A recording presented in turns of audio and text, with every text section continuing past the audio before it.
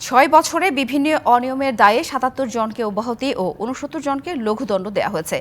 অভিযুক্ত করা হয়েছিল ১৭৮ জনকে, জানালেন জনপ্রশাসন মন্ত্রী ফরহাদ হোসেন। সরকারি চাকরিতে ৩,৭০,৪৪৭টি শূন্যপদ রয়েছে বলেও জানান তিনি। সচিবালয়ে এই বিটের রিপোর্টারদের সঙ্গে মত বিনিময়ের সময় মন্ত্রী আরও বলেন, পদায়ন ও পদোন্নতির ক্ষেত্রে নীতি ভাঙার অভিযোগ সঠিক নয়। আর বিসিএস পরীক্ষায় নারীরা পিছিয়ে যাচ্ছেন, এই শঙ্কা অমূলক।